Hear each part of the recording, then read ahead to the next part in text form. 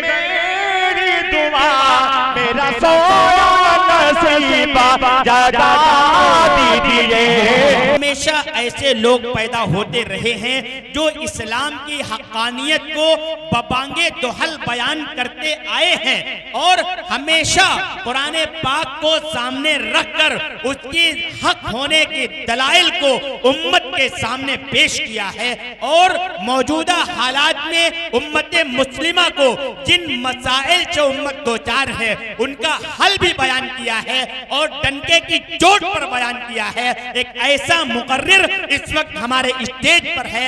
अल्लाह रब्बुल इज्जत ने सरजमीन सीतापुर को लखीमपुर के जरिए से एक नगीना अता फरमाया है। उस नगीने की कदर करना हमारी और आपकी जिम्मेदारी है। इसलिए मैं इस वक्त इंतहाई अदब और एहतराम के साथ उस शख्सियत को आपके रूबरू पेश करना चाहता हूँ जिन्होंने कभी अपने एक बयान में एक बात कही थी जिन्हें बहुत ही अदब और एहतराम के साथ हजरत मौलाना मुफ्ती सलमान मज़ाहिरी लखीमपुरी के नाम से जाना जाता है। एक बात मौलाना अशफाक कासमी ने कही थी कि इस्लाम है खतरे में, दुनिया को ये धोखा है। इस्लाम है खतरे में, दुनिया को ये धोखा है। इस्लाम तो खतरों की आगोश में पलता है। इस्लाम तो खतरों की आगोश में पलता है और बातिल की हवा पाकर बढ़ जाती है लो इसकी। बातिल की हवा पाकर बढ़ जाती है लो इसकी। ये ऐसा दिया है जो तूफान में जलता है। ये ऐसा दिया है जो तूफान में जलता है। आइए ऐसा हर दिल अजीज मुकर्रिर जिसको सुनने के लिए लोग दूर दराज का सफर तय करते हैं और उनके बयानात को यूट्यूब चैनल के जरिए से अपने अपने घरों में चलाते हैं ताकि उनकी कही भी बातें हमारे दिलों में उतर जाए, हम अमल करने वाले बन जाए। इंतहाई अदब और एहतराम के साथ इस वक्त में गुजारिश कर रहा हूँ हजरत मौलाना मुफ्ती सलमान मज़ाहिरी लखीमपुरी साहब से आप तशरीफ लाएं और अपने मवाइज़े हसना से हम तमाम सामाइन को महसूस फरमाएं। अल्हम्दुलिल्लाह अल्हम्दुलिल्लाहिल अकरम अल्लज़ी खलक़ल इंसान व कर्रम व अल्लमहु मिनल बयानि मा लम यअलम फसुब्हानल्लज़ी ला युहसम तिनानुहु बिल्लिसानि वला बिलक़लम व नशहदु अन ला इलाहा इल्लल्लाहु वहदहु ला शरीक लह अल्लज़ी ऊतिय जवामिअल कलिम व कराइमल हिकम व मकारिमश शियम सल्लल्लाहु तबारक व तआला अलैहि वसल्लम। अल्लाहु अकबर कबीरा ला ज़िद्द लहु वला निद्द लहु वला जौर लहु वला शिबह लहु वला हद्द लहु वला अद्द लहु वला हद्द लहु वला अद्द लहु वला कुफ़ लहु वला मिसाल लहु वला मिस्ल लहु। अम्मा बाद फ़क़द क़ाल अल्लाहु तआला अज़्ज़ व जल्ल फ़िल कलामिल मजीद वल फ़ुरक़ानिल हमीद। फ़अऊज़ु बिल्लाहि मिनश शैतानिर रजीम। बिस्मिल्लाहिर रहमानिर रहीम। वअतसिमू बिहब्लिल्लाहि जमीअन वला तफ़र्रक़ू वज़्कुरू निअमतल्लाहि अलैकुम इज़ कुंतुम अअदाअन फ़अल्लफ़ बैन क़ुलूबिकुम फ़अस्बहतुम बिनिअमतिही इख़वाना। वक़ाल तआला कुल्लु नफ़्सिन ज़ाइक़तुल मौत। वक़ाल तआला बिस्मिल्लाहिर रहमानिर रहीम अलिफ लाम मीम ज़ालिकल किताबु ला रैब फ़ीहि हुदल लिल मुत्तक़ीन। सदक़ल्लाहुल अज़ीम। अन इब्न उमर क़ाल क़ाल रसूलुल्लाहि सल्लल्लाहु तआला अलैहि वसल्लम इन्नमल अअमालु बिन्नियात। रवाहुल बुखारी। अन अबी हुरैरता क़ाल क़ाल रसूलुल्लाहि सल्लल्लाहु तआला अलैहि वसल्लम बुनियल इस्लामु अला खम्स शहादती अल्ला इलाहा इल्लल्लाह व अन्ना मुहम्मदन अब्दुहु व रसूलुहु व इक़ामिस सलाति व ईताइज़ ज़काति वल हज व सौमी रमज़ान। रवाहुल बुखारी व मुस्लिम।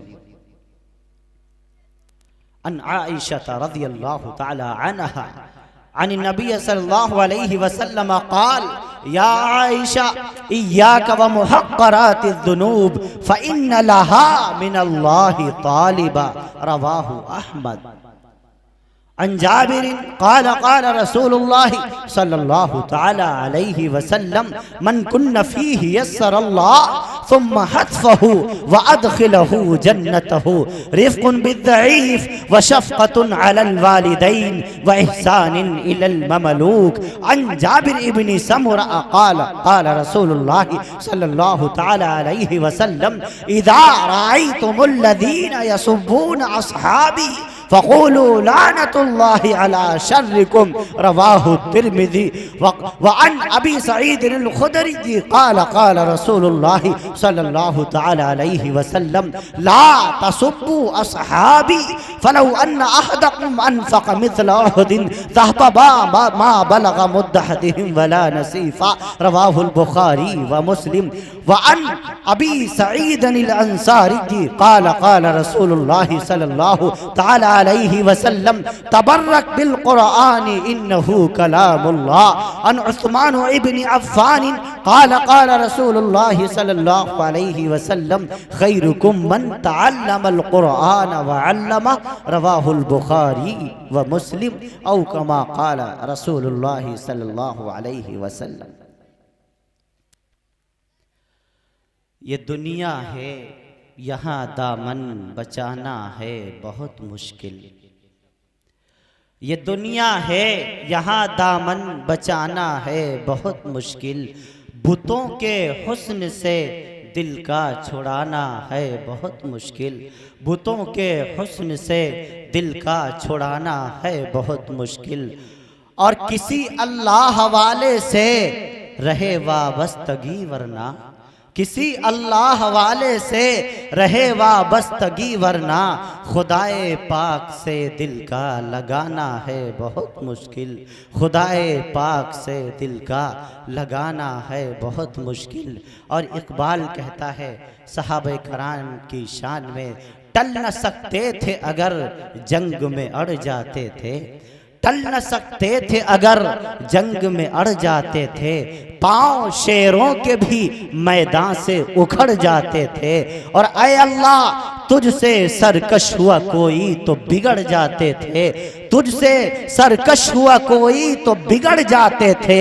तेग क्या चीज है हम तोप से लड़ जाते थे। नक्श तौहीद का हर दिल पे बिठाया हमने। जेर खंजर भी ये पैगाम सुनाया हमने।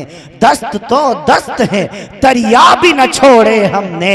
बहरे जुल्मात में दौड़ा दिए घोड़े हमने। बहरे जुल्मात में दौड़ा दिए घोड़े हमने।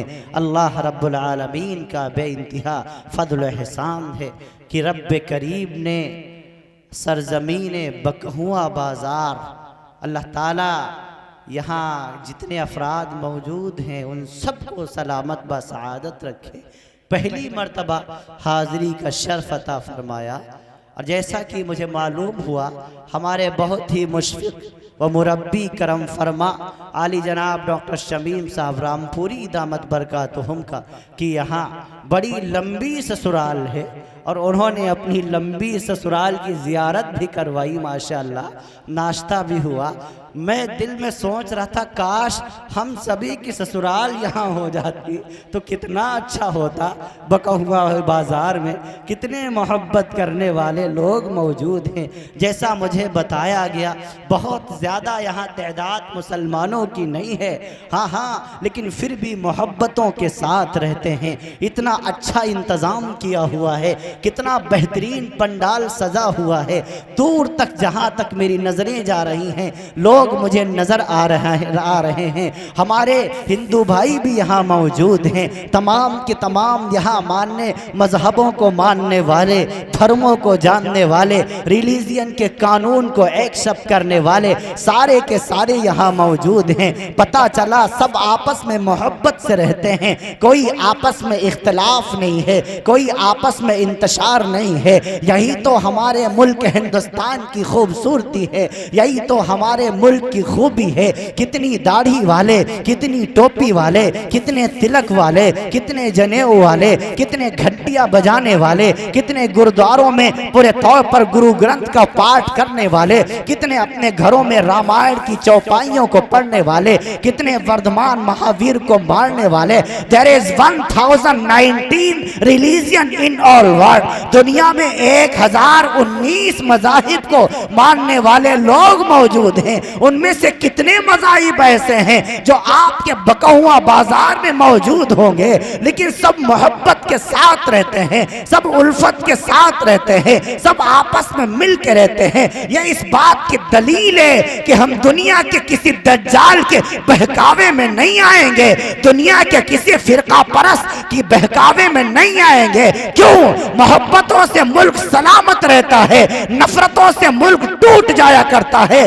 जब तक ये मुल्क की में ये मोहब्बतें सलामत रहेंगी, ये गंगा जमनी तहजीब सलामत रहेगी, हर कोई एक दूसरे के धर्म का सम्मान करता रहेगा, मजहब का आदर करता रहेगा, रब्बुल जलाल की कसम ये मुल्क तरक्की करता रहेगा। इस मुल्क को दुनिया की कोई ताकत शिकस्त नहीं दे सकती, हरा नहीं सकती। जिस दिन नफरतें पनपने लग जाएंगी, मुल्क टूट जाएगा, कौम टूट जाएगी। आपस की नफरतों से फकत एक कौम का नुकसान नहीं होता, एक फर्द का नुकसान नहीं होता, एक खानदान का नुकसान नहीं होता, बल्कि मुल्क के मुल्क बर्बाद हो जाया करते हैं।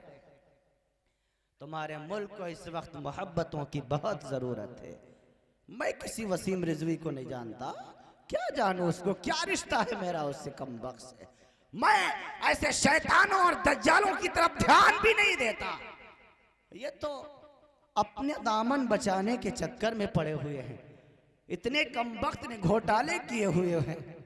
बहन जी की सरकार आती है, उनकी गोद में बैठ जाता है, सपा की सरकार आती है, उनकी गोद में बैठ जाता है। अब इस वक्त जो पार्टी इख्तिदार में है उसकी चमचागिरी कर रहा है, उसकी गोद में बैठा हुआ है, ऐसी ऐसी बातें करता है ताकि वो अपने आकाओं को खुश कर सके, शैतानों को खुश कर सके, दज्जालों को खुश कर सके। वो सोचता ये है कि हमारी इन बातों से इस्लाम कमजोर हो जाएगा, इस्लाम बदनाम हो जाएगा, इस्लाम लोग पूरे तौर पर इस्लाम को कमजोर समझने लग जाएंगे। जाए उस कमबख्त लईन और मलून को जाकर के बताए, इस्लाम तेरी बातों से कमजोर होने वाला नहीं है। इस्लाम कल भी जिंदाबाद था, आज भी जिंदाबाद है और इंशाअल्लाह कयामत तक इस्लाम जिंदाबाद रहेगा।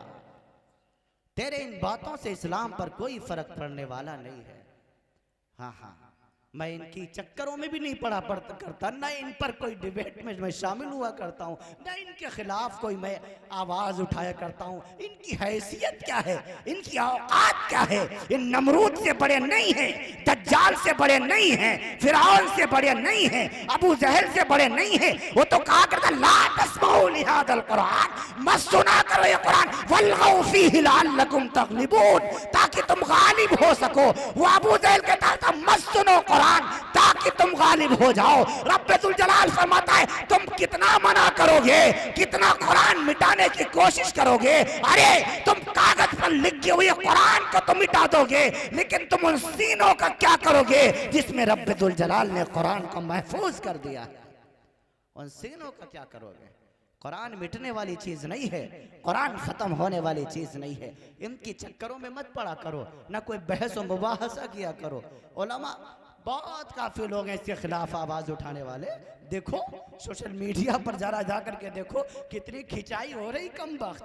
जहाँ जा रहे हैं वहाँ भी जैसे एक मसल मशहूर है, धोबी का कुत्ता न घर का न घाट का, यही हाल इस बेचारे का हो रहा है। कोई इसकी हैसियत नहीं है, कोई इसकी औकात नहीं है, यह इस काबिल नहीं है कि उलमाए कराम इसके खिलाफ आवाज उठाए। इसकी क्या हैसियत है? ये पिद्दी न पिद्दी का शोरबा, इसकी कोई हैसियत नहीं है। मैंने कई मरतबा इसको चैलेंज किया, शहर लखनऊ के अंदर जाकर इसके तमाम मन, जब इसने कुरान करीम से 26 आयतों को हज़फ करने की, डिलीट करने की, निकालने की बात कही थी, मैंने इसके तमाम के तमाम साथियों को फोन किया, मैंने मुलाकातें की, मैंने कहा अगर ये अपनी माँ का असली बेटा है तो आए लाइव डिबेट में आकर के बैठे, हाँ, और ये साबित करे आकर के जिन आयतों की बात कर रहा है उसमें दहशत का पैगाम दिया गया है। आए नहीं आया, कम वक्त दिलों में छुपा बैठा रहता है, अलग से बयानात जारी करता है। इस्लाम में जिहाद है, हाँ, जिन आयतों की तो बात करता है, इस्लाम जिहाद की तो बात करता है, लेकिन वो माना नहीं है। तुझे तो दीन के दाल का पता नहीं, इस्लाम के अलिफ का पता नहीं, कुरान के काफ का पता नहीं, तो कुरान करीम की तफसीर करने चला है, तो कुरान समझने लग गया। तेरी क्या हैसियत है? इन उलमा से पूछो, 18 साल इन्होंने मदरसे में लगाए हुए हैं, ये बताएंगे तुम्हें जिहाद का क्या मतलब होता है। बेशक रब्बुल जलाल कुरान में जिहाद की तो बात करता है, लेकिन इन आयतों का वो मतलब नहीं जो तू बयान कर रहा है। फरमाया हाँ जी, मुसलमान जिहाद करें, किसके खिलाफ? जुल्म के खिलाफ, ज्यादती के खिलाफ, जबर के खिलाफ। किसी तंगदस्त को सताया जा रहा हो, मुसलमानों को हुक्म है आवाज उठाए। कोई बेवा हो, कोई यतीम हो, उसको सताया जा रहा हो, हुक्म है उसके खिलाफ आवाज उठाए। ये इस जिहाद की बात कुरान कर रहा है, मरने मारने की बात नहीं कर रहा। इस्लाम तो अमन का पैगाम देता है। अभी हज़रत मौलाना कासिम उस्मानी साहब दामत बरकातुहुल आलिया, दुआ फरमाइए अल्लाह ताला इनको सलामत व सआदत रखे। आपके इलाके की तर्जमानी मुल्क हिंदुस्तान में किया करते हैं, बहुत अच्छे नाजिम भी हैं, अच्छे खतीब भी हैं, अच्छे मुबल्लिग भी हैं, अल्हम्दुलिल्लाह तुम्मा अल्हम्दुलिल्लाह। आप हजरात बखूबी इनसे वाकिफ हैं। मैं तो हज़रत मौलाना से बड़ा मुतासिर हूँ। सबसे बड़ी चीज़ इखलास हुआ करती है, खुलूस हुआ करता है। आपके अंदर दूसरों से झुक करके मिलने का एक जज्बा होना चाहिए। आप चाहे जितने बड़े आलिम हो जाएं, मुफ्ती हो जाएं, बहुत बड़े आप अल्लामतुद्दहर हो जाएं, मुफस्सिर हो जाएं, लेकिन आपके अंदर अगर इखलाक ने आपके दुरुस्त नहीं है, आप शरीयत के मायनों में सही इल्म का इस्तेमाल नहीं कर रहे। शरीयत सबसे पहले झुकना सिखाती है। आप दूसरों से मिलनसारी का पैगाम आम कीजिए, मोहब्बतों के पैगाम को आम कीजिए, यही इस्लाम चाहता है। इस्लाम का पैगाम क्या है? अमन है। इस्लाम खुद अमन को कहते हैं। मुसलमान का माना ही सलामती वाला है, इस्लाम का माना ही सलामती वाला है। इस्लाम मोहब्बतों की बात करता है, नफरतों की बात नहीं करता। इस्लाम ने हमेशा इत्तिहाद की बात की है। इस्लाम ने हमेशा एक दूसरे को जोड़ करके चलने की बात की है। इस्लाम का पैगाम है, अगर तुम्हारा पड़ोसी भूखा है तो उसका धर्म न देखो, उसका मजहब न देखो, बल्कि उसको खाना खिलाओ, उसके पेट की आग को बुझाओ। ये इस्लाम का पैगाम है। मेरे नबी पाक अहमद मुस्तफा मोहम्मद मुस्तफा सल्लल्लाहु अलैहि वसल्लम ने फरमाया, लैसल मुमिनुल लज़ी यशबउ वजारहु वजाइउन इला ज़ंबी। उस वक्त तक कोई मुसलमान नहीं हो सकता कि वो खुद पेट भरकर खाना खा ले और उसका पड़ोसी भूखा रहे। इस्लाम उसको मुसलमान मानने को तैयार नहीं है। इस्लाम मरने मारने में यकीन नहीं रखता। और आजकल एक गलत इस्लाम की तशरीह की जा रही है। आज कुछ लोग इस्लाम की गलत तशरीह करते हैं, देखो, और वीडियो वायरल होते हैं। देखो ये अल्लाह अकबर का नारा मारते हैं, लोगों के गले काटते हैं, इस पर नारे तकबीर और पूरे तौर पर बुलंद करते हैं। मैं कहता हूँ इसका इस्लाम से कोई ताल्लुक नहीं, इसका इस्लाम से कोई ताल्लुक नहीं। हजरात उलमा कराम बैठे हुए हैं, मुफ्तियाने कराम भी बैठे हुए हैं। मैं मुफ्ती होने की हैसियत से फतवा देता हूँ कि अगर कोई ऐसा शख्स है जो इस्लाम का इस्तेमाल दूसरे की गर्दन काटने में कर रहा है, अल्लाह अकबर का नारा बुलंद कर रहा है, तो मुसलमान तो दूर की बात, मैं इसको इंसान मानने को भी तैयार नहीं हूँ। क्योंकि कुरान का फतवा है, इस्लाम का फतवा है। अगर किसी शख्स ने किसी नाहक एक इंसान का कत्ल कर दिया, मुसलमान का नहीं, साहिब ईमान का नहीं, कुरान पढ़ने वाले का नहीं, हाजी का नहीं, नमाजी का नहीं, किसी एक नाहक इंसान का कत्ल कर दिया, तो इस्लाम का फतवा है वक़तल अन्नास जमीआ, गोया उसने तमाम इंसानियत का कत्ल कर दिया। ये इस्लाम का पैगाम है। इसमें दहशत है, इसमें नफरत है, इसमें एक दूसरे को के खिलाफ भड़काना है नहीं। इस्लाम हमेशा मोहब्बतों से फैलाए। इमामुल अंबिया बैठे हुए हैं, एक यहूदी इमामुल अंबिया के दरबार में आता है। यहूदी मूसा अलैहिस्सलाम को अपना पैगंबर तस्लीम मानते हैं, वो अल्लाह के रसूल को अपना नबी नहीं मानते, आखिरी रसूल नहीं मानते। इमामुल अंबिया बैठे हुए हैं। वो यहूदी भाई आया और आकर के उसने कहा, अय मोहम्मद, मैं यहूदी हूँ, मुसलमान नहीं हूँ, मैं मुसाफिर हूँ, बहुत दूर का मेरा सफर है, जो सवारी मेरे पास है कमजोर है। अल-हबाइक फी अखबारिल मलाइक में इमाम जलालुद्दीन अब्दुर रहमान अस्सयूती ने इस हदीस को नकल फरमाया हुआ है तिरमिजी के हवाले से। फरमाया, मेरे पास जो सवारी है कमजोर है, मुझे एक सवारी अता की जाए। मेरे नबी ने सहाबा के मजमे में ऐलान किया, आए मेरे सहाबा, तुम में से कौन ऐसा है जो आज इस यहूदी भाई को एक सवारी अता फरमाए, मैं उसके लिए जन्नत में हसीन सवारी का वादा करता हूँ। एक सहाबी खड़े हुए, या रसूलुल्लाह, मेरे पास एक अरबी घोड़ा है, मैंने बड़े नाज़ो नखरों से पाल रखा है, मैंने अपने बेटी की तरह उसकी परवरिश की है, लेकिन या रसूलल्लाह, मैं इस भाई को देने के लिए तैयार हूँ। उसको वो घोड़ा अता फरमा दिया गया, घोड़ा अता फरमा दिया गया, सवारी दे दी गई। वो यहूदी भाई फिर खड़ा होता है और कहता, आए मोहम्मद, मैं तुम पर ईमान नहीं लाता, तुमको अल्लाह का रसूल भी नहीं मानता, लेकिन इस वक्त मैं मुसाफिर हूँ, मैं मुसाफिर हूँ, मेरे पास सिर्फ एक ही जोड़ा है जो मैला हो चुका है, मुझे कपड़े की जरूरत है, मुझको कपड़ा पेश किया जाए। तारीख इब्ने असाकिर में अल्लामा इब्ने असाकिर ने लिखा, मेरे नबी ने ऐलान किया, ऐ मेरे सहाबा, तुम में से कौन ऐसा है जो इस यहूदी भाई को एक जोड़ा कपड़ा अता फरमाए,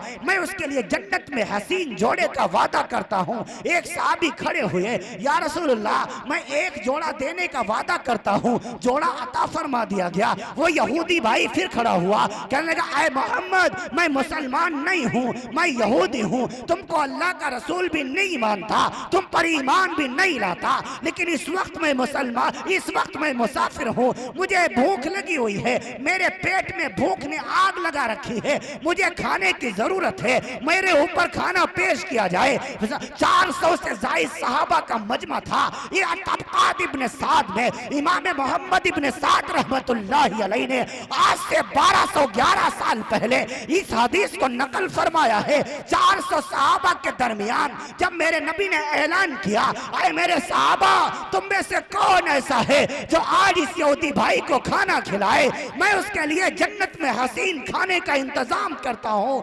इंतजाम करने का वादा करता हूँ। फरमाया 400 सहाबा में से एक भी सहाबा का हाथ खड़ा नहीं हुआ।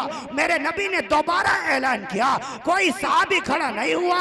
12 ऐलान किया, तीसरी मर्तबा ऐलान किया, सारे सहाबा के सर झुके हुए हैं, सबकी नजरें झुकी हुई हैं, आंखें भीगी हुई हैं, कोई सहाबी नहीं उठा। जब तीसरी मर्तबा ऐलान किया है, एक कमजोर सा बूढ़ा उठा है, दुनिया जिसको सलमान अल फारसी कहती है, उठ करके खड़े हुए और रोने लग गए, कहने लगे, या रसूलुल्लाह, काश हम में से कोई ऐसा होता जिसके घर में खाना मौजूद होता, वो आपके कहने पर इस भाई को खाना खिला देता। या रसूलुल्लाह, हम में से कोई ऐसा नहीं है जिसके घर में 3 दिन से कम का फाका हो। या रसूलुल्लाह, हम लोगों के पास खाना नहीं है, लेकिन हम एक ऐसा दर जानते हैं जिस घर से कोई कभी वापस नहीं आया है, आप हुक्म दीजिए, हम इस यहूदी भाई को लेकर उस दरवाजे पर जाते हैं। अल्लाह के रसूल ने इजाजत दे दी। हाँ हाँ, हज़रत सलमान अल फारसी उस यहूदी भाई को लेकर के रसूल अरबी सल्लल्लाहु अलैहि वसल्लम की सबसे चहीती बेटी, सबसे लाडली बेटी, हसनैन की अम्मा, अली शेर खुदा की बीवी, जन्नती औरतों की सरदार, खातून जन्नत सैयदा फातिमा ज़हरा रज़ियल्लाहु ताला अन्हा के मकान पर लेकर के आए हैं। दरवाजा खटखटाया, मंदक्कल बाब, कौन है? फरमाया, अल्लाह का बंदा है, अल्लाह के रसूल के मेहमान को लेकर के आया है, कुछ खाना पेश किया जाए। अंदर से फातिमा रोने लगी, कहने लगी, चचा जान, 3 दिन हो गए घर के चूल्हे ने आग नहीं देखी है, हसनैन के चेहरे भूख की वजह से बिगड़ चुके हैं। ऐ चचा जान, अल्लाह के रसूल के घर की बेटी के घर में इतना खाना नहीं है जो अल्लाह के रसूल के मेहमान को खाना खिला सके। हजरत सलमान अल फारसी रज़ी अल्लाह ताला उस यहूदी भाई को लेकर वापस सोने लगे। इतने में फातिमा ने आवाज दी। इब्ने हिशाम ने लिखा, ये इब्ने साद में नहीं मिलेगा, अब इब्ने हिशाम खोली, तारीख की मशहूर मारूफ किताब है। हटे फातिमा ने आवाज दी जब चलने लगे हटे सलमान अल फारसी, चचा जान ठहर जाइए, रुक जाइए। दरवाजा अल्लाह के रसूल की बेटी का हो, मेहमान अल्लाह के रसूल का हो, भूखा वापस चला जाए, अल्लाह के रसूल की बेटी ये हरगिज गवारा नहीं। बेटी तेरे घर में तो कुछ खाने को नहीं है, 3 दिन से तेरे घर के चूल्हे ने आग नहीं देखी है, मासूम से हसनैन भूखे पड़े हुए हैं, तो इस मेहमान को कहां से खिलाएगी? फातिमा ने कहा, चचा जान अभी अल्लाह के रसूल की बेटी के सर पर एक ओढ़नी मौजूद है, दुपट्टा मौजूद है। हाँ हाँ, भूखा चला जाए मेहमान, दुपट्टा मौजूद रहे, अल्लाह के रसूल की बेटी ये गवारा नहीं करती। मैं अपने सर की ओढ़नी बेच दूंगी, गिरवी रख दूंगी, और जो इससे पैसे मिलेंगे उससे अल्लाह के रसूल के मेहमान को खाना खिलाऊंगी। अल्लाहु अकबर कबीरा। एक दूसरे शख्स को बुलाया, अपना दुपट्टा उतार के दिया, भाई इसको मदीने के बाजार में बेचा, गिरवी रखा, अगर गिरवी पे कोई पैसे ना दे तो बेच देना, जो पैसे मिले उनसे खाने का सामान ले आना, मुझे अल्लाह के रसूल के मेहमान को खाना खिलाना। हाय हाय, वाह फातिमा, वाह फातिमा, वो ओढ़नी, वो दुपट्टा जिसको देखने के लिए जन्नत की हूरें भी तरसा करते थी, उस ओढ़नी को लेकर जब ये शख्स मदीने के बाजार में जाता है, इत्तफाक की बात वो एक यहूदी ताजिर के यहाँ पहुंच जाता है और उससे बताता है ये अल्लाह के रसूल की बेटी का दुपट्टा है, अल्लाह के रसूल का एक मेहमान जो यहूदी है अल्लाह के रसूल की बेटी के घर आया हुआ है, बेटी के घर इतना पैसा नहीं है, इतना खाना नहीं है जो मेहमान को खिला सके, लिहाजा हजरत फातिमा ने अपना दुपट्टा बेचने का फैसला किया है। वो यहूदी उस दुपट्टे को देखता जाता है, ज़ारो कतार रोता जाता है, आंखें भिगोता जाता है, रोता जाता है। तो इस भाई ने कहा कि ओढ़नी तो फातिमा की बिक रही है, दुपट्टा तो फातिमा का गिरवी रखा जा रहा है, तू क्यों रो रहा है? वो यहूदी रोते रोते कहने लगा, मैंने तौरेत में पढ़ रखा था, तौरेत में लिखा हुआ था एक आखिरी नबी आएगा, उसकी एक बेटी होगी, एक दिन उसके यहाँ एक मेहमान आएगा, उसके घर खाना नहीं होगा, उस यहूदी मेहमान को खाना खिलाने के लिए उस नबी की बेटी, वो नबी की बेटी अपने सर की ओढ़नी भी बेच देगी। आए मैं वो कमबख्त, वो बुरे तौर पर वो मनहूस निकला, मैं वो बदनसीब निकला जिसके हिस्से में इस दुपट्टे को खरीदना आया हुआ है। रोता जाता है, कलमे तय्यब पढ़ता जाता है, अशहदु अल्ला इलाहा इल्लल्लाह व अशहदु अन्नका मुहम्मदन अब्दुहु व रसूलुहु। पैसे भी दिए, दुपट्टा भी वापस किया, दुपट्टा भी वापस किया, खाने का सामान भी दिया,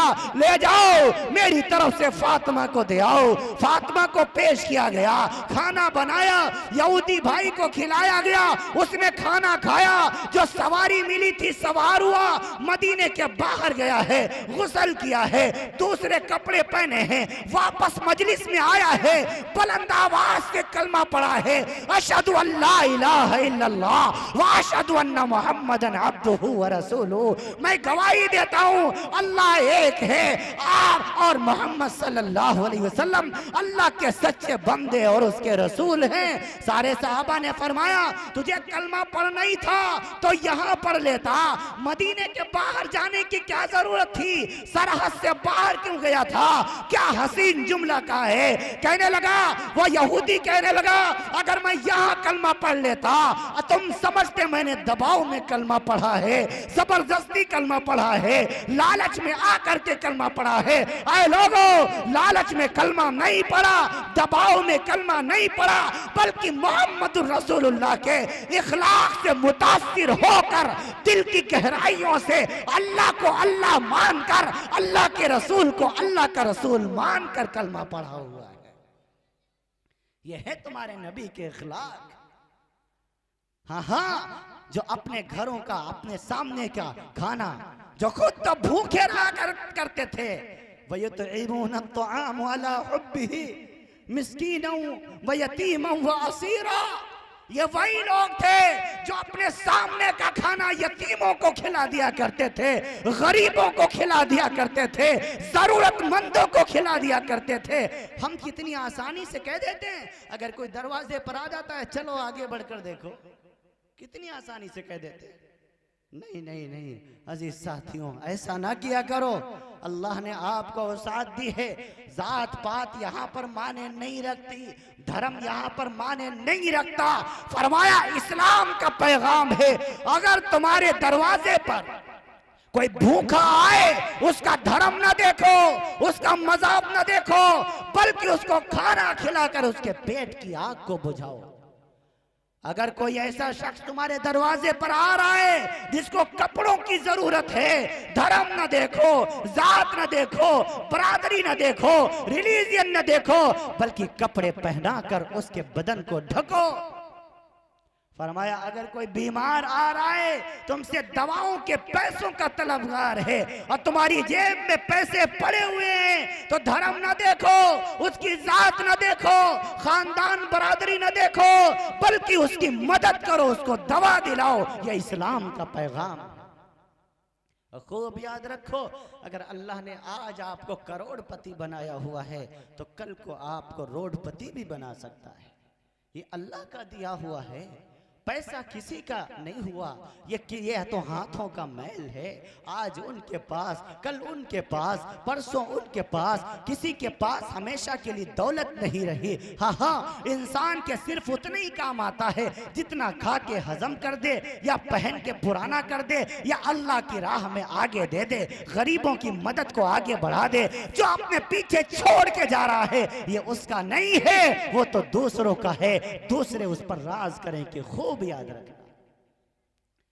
तुम्हारे काम सिर्फ उतना ही आएगा जितना या तो खा करके हजम कर दो, या पहन के पुराना कर दो, या आगे अल्लाह की राह में सदका कर दो। जो सदका कर दोगे वो हमेशा के लिए महफूज रहेगा। गरीबों की मदद किया करो, कमजोरों की मदद किया करो, जरूरतमंदों की मदद किया करो। इमामुल अंबिया ने फरमाया, अगर तुमसे कोई सवाल करने वाला आ जाए और तुमसे सवाल करने लग जाए, तो तुम ये मत देखो कि इसकी हैसियत क्या है, इसकी औकात क्या है, बल्कि अगर तुम्हारे अंदर वसाअत है, ताकत है, तो तुम उसकी मदद करो। ये अल्लाह रब्बुल आलमीन ने तुमको हुक्म दिया हुआ है। हाँ हाँ, यतीमों की, जरूरतमंदों की मदद किया करो। एक दौर तो वो था, लोग अपने सामने का खाना भी दूसरों को खिला दिया करते थे। किताबों में एक वाकया लिखा हुआ है, एक अल्लाह वाले थे, एक गांव में चले गए, एक बस्ती में चले गए, और जाकर के वहां देखा तो मस्जिद वीरान पड़ी है, जोहर की आजान गई, हजरत का रोजा था, कोई नमाज पढ़ने नहीं आया। असर का वक्त हुआ, कोई नहीं आया। मगरिब के वक्त हजरत सोच रहे हैं, काश कोई आ जाता, मुझ भूखे को एक रोटी ही दे देता। सारा दिन रोजे से मैंने गुजारा है, पेट भूखा है, खाना मांग, खाने की हाजत है, खाने की ज़रूरत है, लेकिन मगरिब के वक्त भी कोई नहीं आया। अल्लाह वाले ने पानी से रोज़ा इफ्तार कर लिया, उसके बाद फिर से अल्लाह अल्लाह करने लग गया। ईशा का वक्त हुआ, ईशा की आज़ान कही, कोई नहीं आया। थोड़ी देर के बाद देखा एक शख्स आ रहा है जिसके सर पर मैली से टोपी है, टूटी सी चप्पल पैर में है, मैले कुचैले कपड़े पहने हुए है। वो आया और मस्जिद में झांक के चला गया। हजरत जी सोचते थे शायद ये मेरे लिए कुछ लेके आया है, शायद कोई खाना लाया है, शायद कोई रोटी लाया है, लेकिन वो शख्स वापस चला गया। हजरत फिर मायूस से हो गए, थोड़ी देर तक बैठे रहे। थोड़ी देर में देखा वही शख्स फिर आ रहा है और अपने साथ 3 रोटियां ला रहा है। कितनी रोटियां मैंने बताया? बकहुआ वालों सारे बकौआ के नहीं हैं, अतराफ से भी आए हुए हैं, रामपुर मथुरा से भी आए हुए हैं। जिंदा हो? अरे बैठे हो या रखे हुए हो?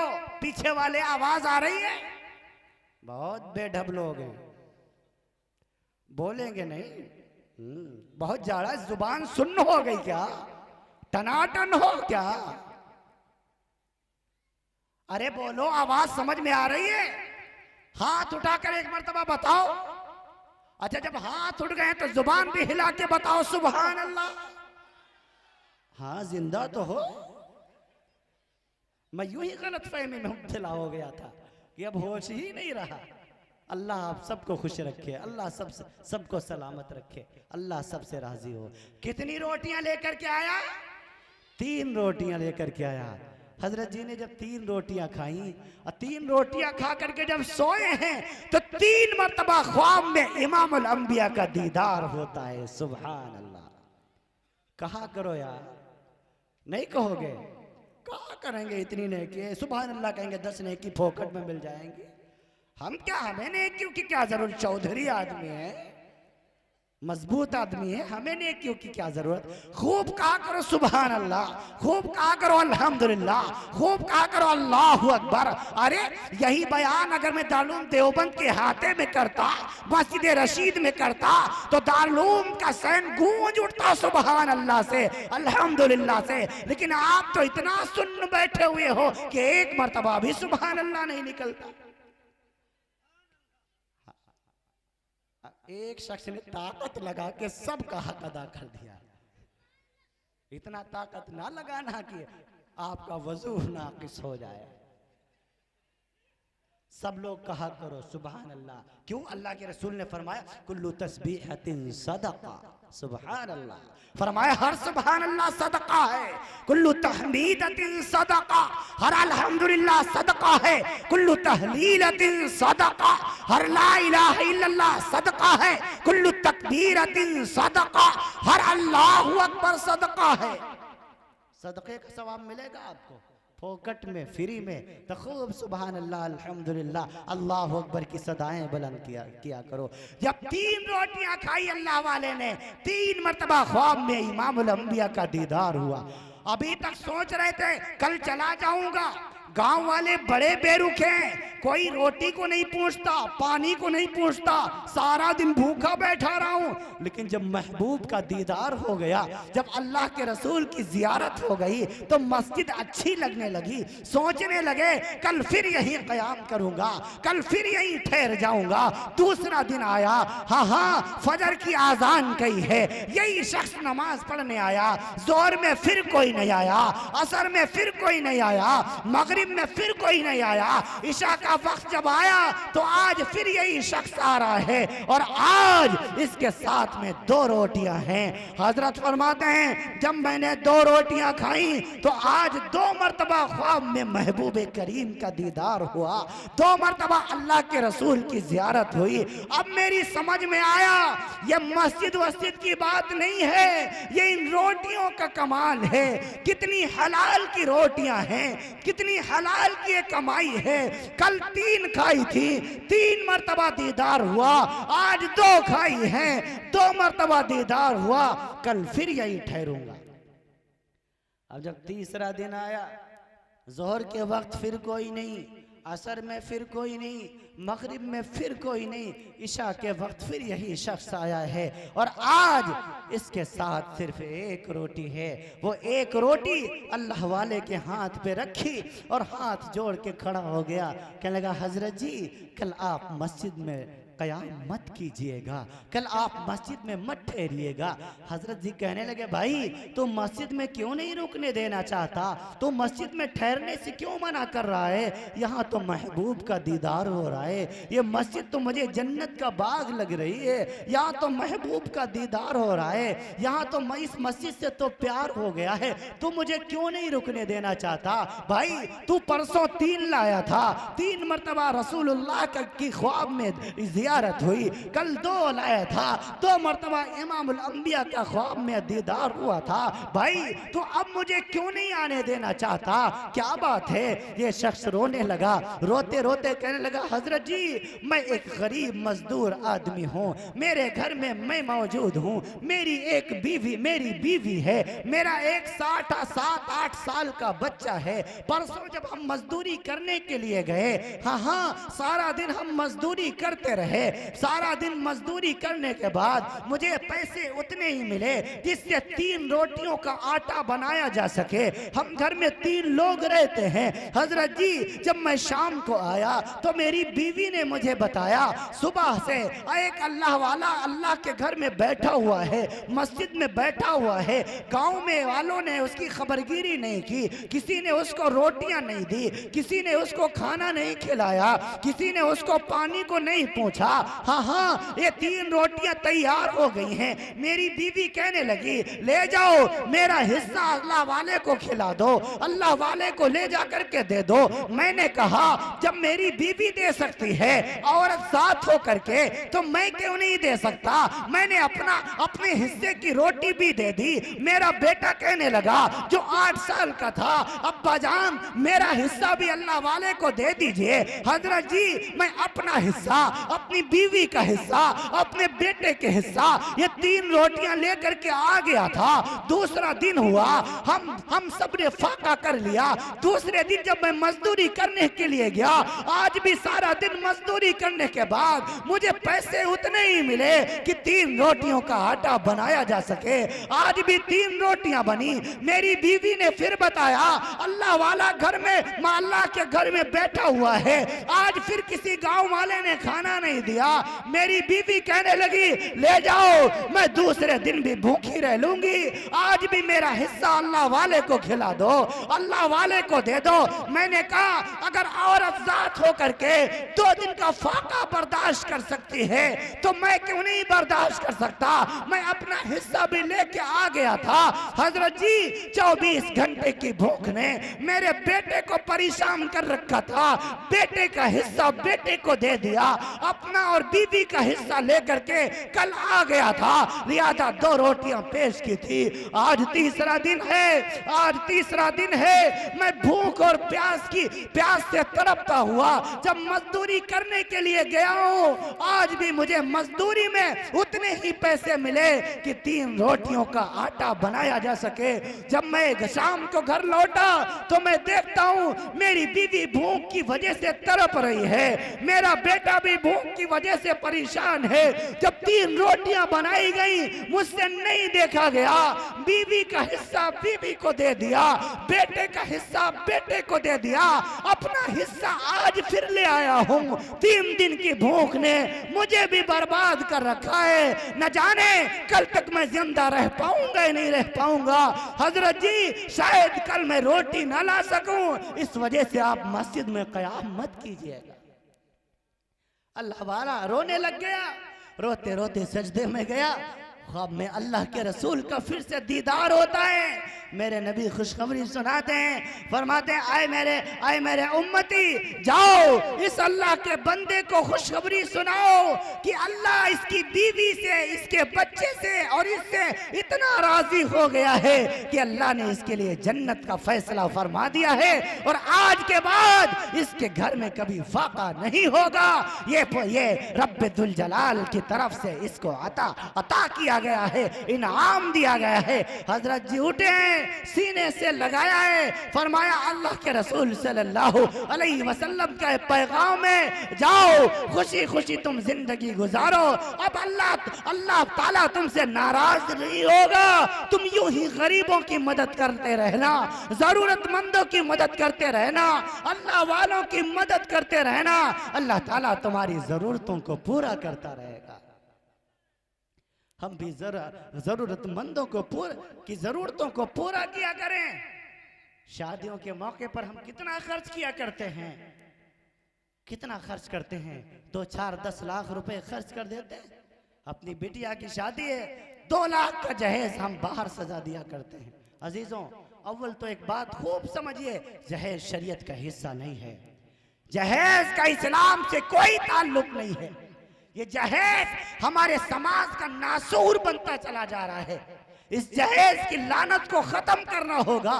अगर आपकी बेटी को आप अपनी बेटी को 10 लाख रुपए का जहेज दे रहे हैं, मुबारक हो, मैं मना नहीं करता, लेकिन अल्लाह के लिए उसको बाहर सजाइए मत, नुमाइश की तरीके से बाहर मत लगाइए, क्योंकि तुम्हारे 10 लाख के जहेज को देख करके हमारी हजारों गरीब बहनों के दिलों पर छुरियां चलती हैं। उनका दिल अंदर अंदर से रोता है, हाय हमारे अब्बा के पास तो इतने पैसे नहीं, हमारे भैया के पास तो इतने पैसे नहीं जो इस जैसा हमें सोफा मिल सके, इस जैसी हमें बेड मिल सके, ऐसा हमें कूलर मिल सके, ऐसी हमें फ्रिज मिल सके। हमारे अब्बा के पास तो इतने पैसे नहीं है। उनका दिल अंदर से बहुत रोया करता है। अजीजों, ये जुल्म मत किया करो। अगर कितनी हमारी बहनें ऐसी हैं जो जहेज न मिलने की वजह से जिनको ससुराल से निकाल दिया गया, जिन हमारी बहनों ने खुदकुशियां कर ली, जिनको ससुराल में ताने दिए जाते हैं कि तुम जहेज लेकर के अपने बाप के यहां से नहीं आई हो। हाँ, इस जहेज की लानत को खत्म करना होगा। ये जहेज हमारे समाज का नासूर बनता चला जा रहा है। हमारे समाज के गंदगी है, जिसकी वजह से हमारी बहुत सी बहनें 30-35 साल की उम्र हो गई, सर के बाल सफेद हो गए, उनका रिश्ता नहीं आ रहा, सिर्फ इस वजह से कि उनके अब्बा के पास जहेज के पैसे नहीं हैं। कितने वालिद हैं जिनके रातों को नींद नहीं आती, क्योंकि उनके पास अपनी बिटिया को जहेज के लिए पैसे, उनके पास इंतजाम कोई नहीं। ऐ नौजवानों, तुम्हें आगे आना होगा, इस जहेज जैसी लानत को खत्म करना होगा। हाँ, ये हमारे समाज का नासूर बनता चला जा रहा है। जहेज शरीयत का हिस्सा नहीं है। जो ये कहते हैं अल्लाह के रसूल ने हजरत फातिमा को जहेज दिया, तो जहेज देना सुन्नत हुआ, मालूमात उनकी सही नहीं है, मुताला उनका कमजोर है, ये शरीयत का हिस्सा नहीं। अगर जहेज शरीयत का हिस्सा होता तो अल्लाह के रसूल फकत अपनी एक बेटी फातिमा ही को जहेज न देते, बल्कि अपनी 4 बेटियों को जहेज देते। कोई माइकलाल साबित करे, तारीख दा, कोई इतिहासकार, कोई मौलवी, कोई राइटर, कोई मुहद्दिस, कोई मुफस्सिर साबित करे कि फातिमा के अलावा इमामुल अंबिया ने अपनी 3 बेटियों को जहेज दिया हुआ था। हजरत सैयदा ज़ैनब रज़ी अल्लाह ताला अन्हा बगैर जहेज के अपने ससुराल में गई। सैयदा रुकैया रज़ी अल्लाह ताला अन्हा बगैर जहेज के अपने ससुराल में गई। सैयदा उम्मे कुलसूम रज़ी अल्लाह ताला अन्हा बगैर जहेज के अपने ससुराल में गई। खुद इमामुल अंबिया 11 दरवाजों पर दुल्हा बनकर तशरीफ ले गए। 11 दरवाजों पर अल्लाह का नबी दुल्हा बनकर तशरीफ ले गया। हाँ, कोई साबित करे कि उम्मे हबीबा रज़ी अल्लाह ताला अन्हा अबू सुफियान के यहाँ से जहेज लेके आई थी। हजरत अम्मा आयशा रज़ी अल्लाह ताला अन्हा अबू बकर सिद्दीक रज़ी अल्लाह ताला अन्हु के यहाँ से जहेज लेकर के आई थी। अम्मा हफ्सा रज़ी अल्लाह ताला अन्हा फारूक आजम के यहाँ से जहेज लेकर के आई थी। पता चला जहेज शरीयत का हिस्सा नहीं है। जहेज या इस्लाम का जहेज से कोई ताल्लुक नहीं। हाँ, ये अलग बात है, आपको अल्लाह ने औसात दी तो आप अपनी बिटिया को हदिये का तौर पे दे सकते हैं, गिफ्ट दे दीजिए। इसीलिए मैं अपनी बहनों से कहा करता हूँ, अपनी बेटियों से कहा करता हूँ, तुम अपने बाप से जहेज ना मांगा करो, जायदाद में हिस्सा मांगा करो। जहेज शरीयत का हिस्सा नहीं। लेकिन रब्बुल जलाल ने कुरान करीम में बेटी को बाप की वरासत में हिस्सेदार बनाया है। लिज़्ज़करी मिस्लु हज़्ज़िल उन्सयैन, लिज़्ज़करी मिस्लु हज़्ज़िल उन्सयैन, फरमाया तुम उतना एक बेटी को दो, उतना 2 बेटियों को दो जितना एक बेटे को देते हो। बेटी के हक को कुरान करीम ने पहले बयान फरमाया, बेटी के हक को पहले वाज़े करके बयान फरमाया। ये किसी मुफ्ती का फतवा नहीं है, किसी दारुल इफ्ता का फतवा नहीं है, दारुल उलूम देवबंद का फतवा नहीं, मज़ाहिलूम सहारनपुर का फतवा नहीं, फरंगी महल का फतवा नहीं, नदवतुल उलमा लखनऊ का फतवा नहीं, जामिया अज़हर मिस्र का फतवा नहीं, दारे अबू हनीफा जद्दा का फतवा नहीं, ये मुफ्ती सलमान का फतवा नहीं, ये रब्बुल जलाल के कुरान का फतवा है। लिद्दकरी मिस्लु हज़्ज़िल उन्सयैन, तुम उतना 2 बेटियों को दो जितना एक बेटे को दिया करते हो। ये वरासत में बेटियों को कुरान ने हिस्सेदार बनाया हुआ है। वरासत में कोई हिस्सा नहीं देता। मार लेता है हक बाप अपनी बेटी का, डकार लेता है उम्मत का भाई अपनी बहन का हिस्सा। तुम्हारी नमाजें तुम्हें बख्शवा नहीं पाएंगी, तुम्हारे रोजे तुम्हें बख्शवा नहीं पाएंगे, अल्लाह की अदालत में तुम्हारा हज बैतुल्लाह तुम्हें जन्नत नहीं दिलवा पाएगा अगर तुमने अपनी बेटियों के हक को नहीं दिया। वो बाप जो अपनी बेटियों को के हक को दबा के मरेगा वो कब्र में सुकून की नींद नहीं सो पाएगा। हमारे मुल्क हिंदुस्तान में बेटियों को वरासत से महरूम कर दिया जाता है और इस मसले के ऊपर आवाज भी नहीं उठाई जाती। उलमा इकराम की तरफ से भी खामोशी नजर आती है। बड़ा भयानक मसला है। मैं इस बार मैंने मिशन बनाया हुआ है कि उम्मत को सही पैगाम पहुंचाना है। जहेज शरीयत का कोई हिस्सा नहीं, लेकिन बाप की जायदाद में बहन का बेटी का हिस्सा। अपनी बेटियों को जायदाद में हिस्सेदार बनाओ।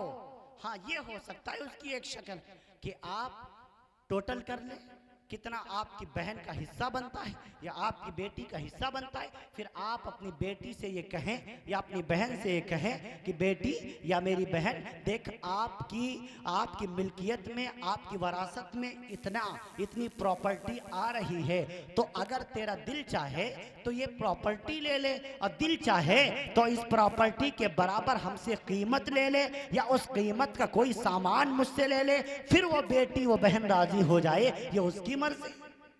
ये हो सकता है, ये हो सकता है, ये इसकी एक शक्ल है। बहरहाल मैं अर्ज कर दूं, बहनों को उनके हुकूक से महरूम ना करो, बेटियों को उनका हक दो, वरना कब्र में सुकून की नींद नहीं सो पाओगे। हाँ, बहुत जल्दी तुम्हें दुनिया छोड़ करके जाना है, बहुत जल्दी तुम्हें दुनिया से जाना है, लिहाजा किसी के हक को दबा के न मरना, वरना कब्र में लेटना मुश्किल हो जाएगा। आए उम्मत के नौजवानों, आए उम्मत के जिम्मेदार लोगों, जरूरतमंदों की मदद किया करो, बहनों की, बेटियों की, माँ की खिदमत किया करो, वालिदैन की इज्जत किया करो। सबसे ज्यादा हमारे मुल्क में माओ को जलील किया जाता है, सबसे ज्यादा। पूछा गया या रसूलल्लाह क़यामत कब आएगी? अल्लाह के रसूल ने फरमाया जब माओ को जलील किया जाएगा तो क़यामत आ जाएगी, जब माओ को परेशान किया जाएगा तो क़यामत आ जाएगी। हाय हाय, जब बेटियां भी माओ को डांट दिया करें, चुप रहे बकवास न कर, तो समझ लो क़यामत करीब है, समझ लो क़यामत करीब है। आज नहीं हो रहा हमारे मुल्क हिंदुस्तान के अंदर? क्या बेटे अपनी माओ को नहीं डांट रहे? क्या बेटियां अपनी माओ को आंख नहीं दिखा रही हैं? क्या नौजवान बेटे अपनी बूढ़ी माँ को नहीं डांट रहे? ये हो रहा हमारे मुल्क के अंदर। नौजवानों सुधर जाओ, अपनी माओ को सताना बंद करो, अपनी बहनों को तड़पाना बंद करो, अपनी बेटियों को के ऊपर जुल्म करना बंद करो। हाँ, अगर तुमने वालिदैन की नाफरमानी की और इससे बाज नहीं आए तो खूब याद रखो, कल को तुम भी बाप बनने वाले हो, तुम्हारी औलाद भी जवान होने वाली है, फिर तुम्हारी औलाद भी तुम्हारे साथ वही सुलूक करेगी जो तुम अपने माँ बाप के साथ किया करते हो। ए बेटा, बात ना करो, क्यों यहाँ बैठ करके डिस्टर्ब कर रहे हो? पता नहीं किसने इनको सामने बिठाया हुआ है, मेरी नजर बराबर इन पर पड़ रही है। ये कुर्सियां खाली हैं, बड़ों को यहाँ बैठना चाहिए, बच्चों का यहाँ आगे काम नहीं है। इनसे बहुत डिस्टर्ब होता है। पता नहीं मेरी क्या आदत है कि अगर एक आवाज आ जाती है फिर मैं बोल नहीं पाता हूँ। इस बात का हमेशा आप ख्याल रखा करें। ये शायद ये कुर्सियां खाली हैं, इन्हें पुणे पुर कर लें। मेरे सामने की कुर्सियां खाली हैं, इधर कुछ भाई ये खड़े हुए हैं, ये यहाँ बैठ जाएं, या इधर साइड वाले इधर बैठ जाएं। कुर्सियां खाली रहें, ये तो उसूल के खिलाफ भी है, ये अदब के खिलाफ भी है। आपका चेहरा मेरे चेहरे के सामने होगा, ज्यादा अच्छा लगेगा। ये कुर्सियां पुर कर लें भाई, ये कुर्सियां पुर कर लें। माशाल्लाह, अल्लाह आप सबको खुश रखे, अल्लाह आपसे राजी हो। ये इधर के साथ ही आ जाएं, ये कुर्सियां पुर कर लें। सामने की एक भी कुर्सी खाली ना रहे, वरना इन खाली कुर्सियों के ऊपर फिर वही आएंगे, बच्चे बैठेंगे, कहीं कोई बैठेगा, फिर डिस्टर्ब होगा और फिर उसे बात हो नहीं, फिर जहन कहीं से कहीं चला जाता है। मैं अर्ज कर रहा था आपसे, माओ की खिदमत करना सीखो, बहनों की इज्जत करना सीखो। हाँ हाँ, माओ को सताया ना करो। अल्लाह के रसूल सल्लल्लाहु अलैहि वसल्लम ने फरमाया, इमामुल अंबिया सल्लल्लाहु अलैहि वसल्लम, ऐ जाबिर देख, तेरी माँ तुझसे नाराज ना रहे, जाबिर देख, तेरी माँ तुझसे नाराज ना रहे। फइन्नल जन्नत इंद रिजलिहा, माओ के कदमों तले जन्नत है। जो मैंने अर्ज किया कि अगर तुम माओ को सताओगे, कल को तुम्हारे साथ भी वही होना है। किताबों में एक वाकया लिखा हुआ है, एक बेटे ने अपने बाप का गरीबान पकड़ा और गरीबान पकड़कर घसीटते हुए उसको एक कूड़े के ढेर पर ला करके छोड़ दिया। फिर वहां से आगे उठाया और दूसरे कूड़े के ढेर पर लेकर छोड़ा, फिर वहां से उठाया, तीसरे कूड़े के ढेर पर ले जाकर के छोड़ दिया। जब तीसरे ढेर पे पहुंचा तो उसका बाप रोने लगा और कहने लगा, बेटा इससे आगे मत ले जाना, क्योंकि मैं भी अपने बाप को यहीं तक घसीट के लाया हुआ था। अल्लाह अकबर, यहां नकद सौदा है, नकद सौदा है। हाँ, अल्लाह उमूमी तौर पर दुनिया में गुनाहों पर पर्दे डाले रखता है, लेकिन दो गुनाहों की सजा नकद दुनिया में दे दिया करता है। एक, माँ बाप के नाफरमान को, माँ बाप के नाफरमान को, और दूसरे मुनाफिक को। ये दो शख्स को सजाएं रब्बुल जलाल मरने से पहले दुनिया ही में दे दिया करता है। लिहाजा नौजवानों, माओ को मत सताया करो, माओ को मत तड़पाया करो, माओ के साथ बुरा सलूक ना किया करो। अरे यही माँ है जिसने हमें और आपको पाला है, यही माँ है जिसने हमें और आपको 9 महीने पेट में रखा है, यही माँ है जिसको न जाने कितनी मर्तबा दर्द हुआ होगा, कितनी मर्तबा दर्द हुआ होगा। एक करवट बेचारी माँ सो नहीं पाती है। हाँ, डॉक्टर ने जिस चीज को मना कर दिया, ये चीज तुम्हारे बच्चे को नुकसान पहुंचाएगी, माँ ने वो चीज खाना छोड़ दी, चाहे जितनी फेवरेट हो, चाहे जितनी पसंदीदा हो। 2 साल तक माँ ने अपना खून दूध की शक्ल में पिलाया है। बचपन में माँ हमारी गंदगियां साफ करती है, बचपन में माँ हमें खिलाती पिलाती है। बचपन में हम छोटे से थे, रातों को जब हम बीमार हो जाया करते थे, माएँ सारी की सारी रात जाग करके गुजार दिया करती थी। बच्चा पेशाब कर देता है, माँ गीले में लेट जाती है, अपने बच्चे को सीने से चिमटा लिया करती है ताकि मेरे बच्चे को सर्दी न लगे, ताकि मेरे बच्चे को सर्दी न लगे। इसने सारी ख्वाहिशों को पूरा किया हुआ है। यही माँ है। ऐ नौजवानों, जिस दिन तुम्हारी माँ तुम्हारे पास से चली गई, जिस दिन तुम्हारी माँ तुम्हारे हाथ से चली गई, तुम्हें सब कुछ तो मिल जाएगा, तुमको तुम्हारी बीवी मिल जाएगी, बच्चे मिल जाएंगे, घर बार मिल जाएगा, दौलत मिल जाएगी, लेकिन तुम्हारी माँ तुम्हें दोबारा कभी नहीं मिलेगी। हाँ, आए नौजवानों, अगर बीवी का इंतकाल हो जाए, मुमकिन है दूसरी शादी कर सकते हो। बेटी का इंतकाल हो जाए, रब दूसरी औलाद दे सकता है। बेटा चला जाए, मुमकिन है रब दूसरी औलाद दे सकता है। एक दोस्त बिछड़ जाए, दूसरा दोस्त मिल सकता है। लेकिन जिस दिन माँ चली गई, सारी दुनिया की दौलत खर्च करने के बावजूद भी तुम अपनी माँ को दोबारा नहीं पा पाओगे, दोबारा अपनी माँ का चेहरा नहीं देख पाओगे। दुनिया में दोबारा माँ नहीं मिला करती। अगर माँ जिंदा है, उसकी कदर कर लो। जिस दिन माँ तुम्हारे हाथों से निकल गई, सारी जिंदगी रोते रहोगे। लेकिन प्यार करने वाली, शफकत करने वाली, पैदा करने वाली, मोहब्बत से पालने वाली तुम्हारी माँ तुम्हें कभी नहीं मिलेगी। नौजवानों, माओ की कदर करो, वालिदों की कदर करो। जिस दिन से घर में बच्चा पैदा होता है, अम्मा अब्बा अपने लिए जीना छोड़ देते हैं, औलाद के लिए जीना शुरू कर देते हैं। उसको पढ़ाना है, लिखाना है, उसके लिए बिल्डिंग बनाना है, उसके लिए कपड़े खरीद के लाना है। सोचो तो सही, हम छोटे से थे, हमारे घर कच्चे थे, हमारे वालिद गरीब हुआ करते थे। ईद का मौका आता था, अब्बा कमजोर थे, मजदूर थे, अब्बा अपने लिए कपड़े नहीं नहीं बनवाते थे, मजदूरी करके हमारे लिए कपड़े बनवाया करते थे। अगर हम फरमाइश खिलौने की कर देते थे, अब्बा हमारे लिए खिलौने लाया करते थे।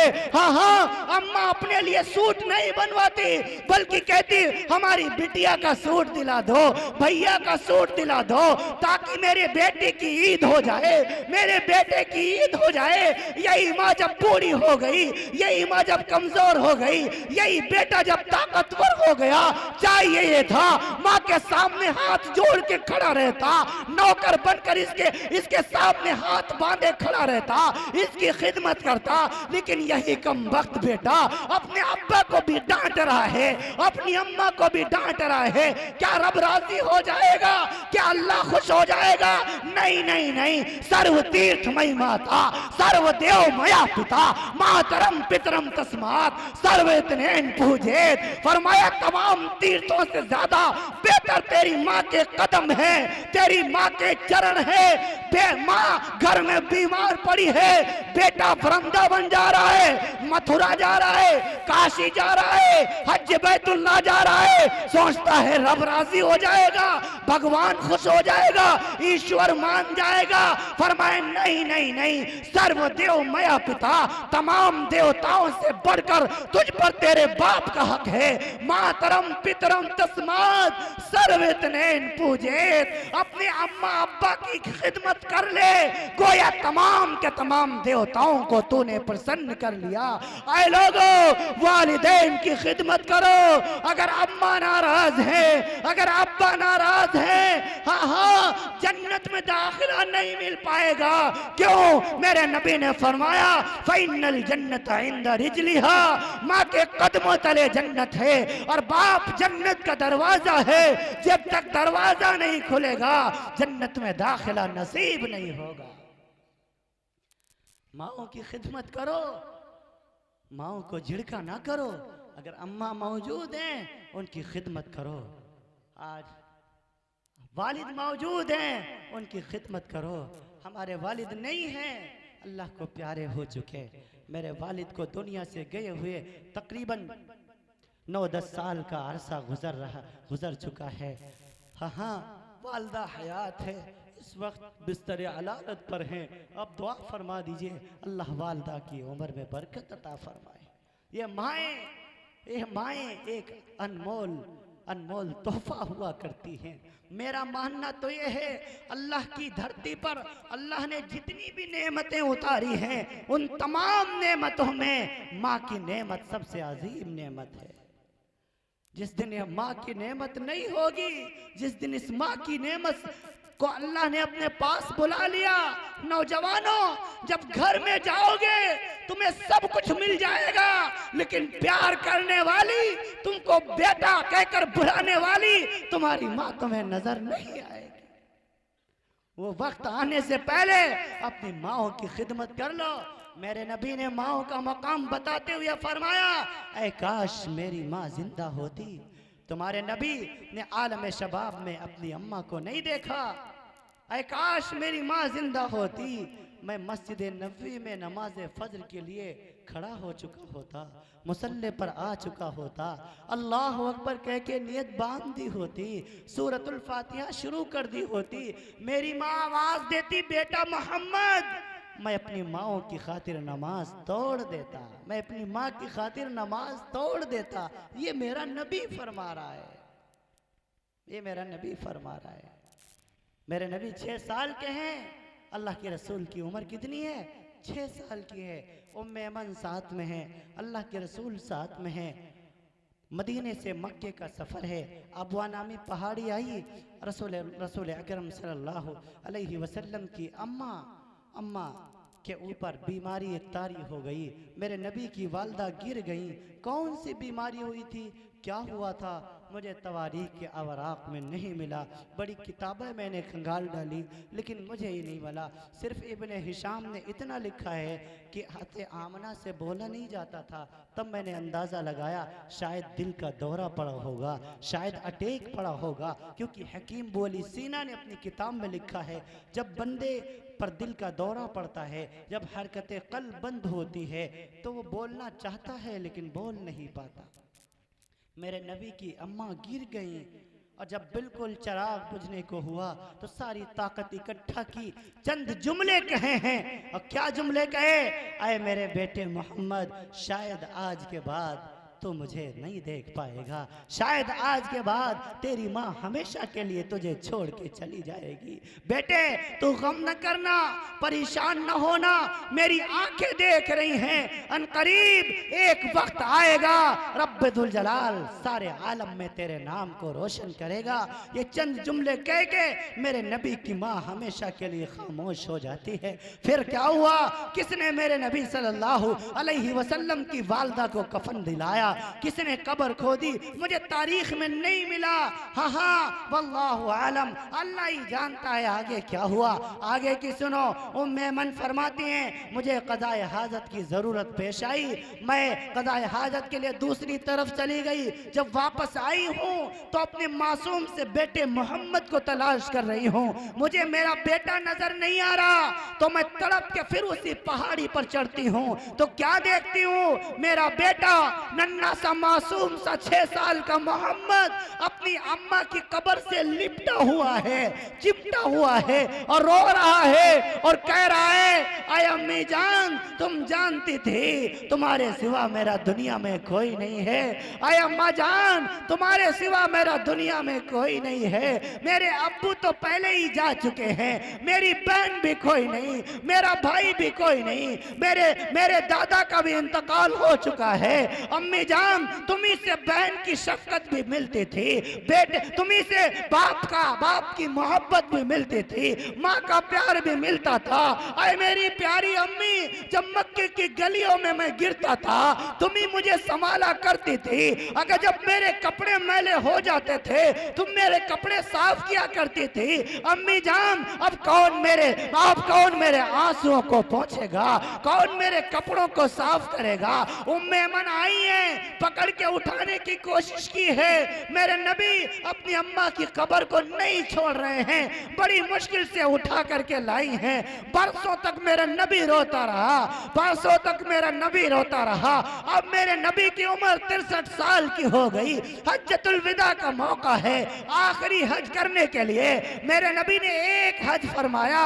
तारीख इस्लाम में सबसे आखिर में हज फर्ज हुआ, सन 9 हिजरी में हज फर्ज हुआ। जब मेरे नबी हज करने के लिए गए, जब अबुआ पहाड़ी आई, सारे सहाबा को रोक दिया। कमाबेश 1,29,000 सहाबा का मजमा है, सबको रोक दिया। तने तनहा वक्त का बूढ़ा नबी जिसकी दाढ़ी के 17 बाल सफेद हो चुके हैं, हज़रत अनस की रवायत के मुताबिक 19 बाल सफेद हो चुके हैं, तने तनहा अकेला अपनी अम्मा की कब्र पे आता है और एक मासूम से बच्चे की तरह अपने घुटने पर सर रखकर फफक फफक के रोता है। पीछे से अबू बकर आए और कहा, अल्लाह के रसूल ये कौन है? मेरे नबी ने फरमाया, अबू बकर ये मेरी माँ है जो आज से 55 साल पहले मुझे छोड़कर चली गई थी। आज मुझे मेरी माँ याद आ रही है। आए उम्मत के नौजवानों, आए हिंदुस्तानी बेटों, आए हिंदुस्तानी मुसलमानों, वक्त के बूढ़े नबी ने 53 साल के बाद अपनी अम्मा की कब्र पर रोकर यह उम्मत के नौजवानों को पैगाम दिया है। आए उम्मत के नौजवानों, आए उम्मत के नौजवानों, माएँ भुलाने वाली चीज नहीं है। माओ को भुलाया ना करो, माओ की खिदमत किया करो। माएँ अगर जिंदा हैं उनकी खिदमत किया करो, अगर उनका इंतकाल हो जाए तो उनके कब्रों की जियारत किया करो। उस नबी रहमत ने फरमाया, माओ के हुकूक अदा करो। बेटा सारी जिंदगी अपनी माँ के सामने नौकर बनकर खड़ा रहे, फिर भी माँ के हक को अदा नहीं कर सकता, अपने बाप के हक को अदा नहीं कर सकता। उस नबी रहमत ने फरमाया है, आए उम्मत के लोगों, अपनी बहनों की इज्जत करना सीखो।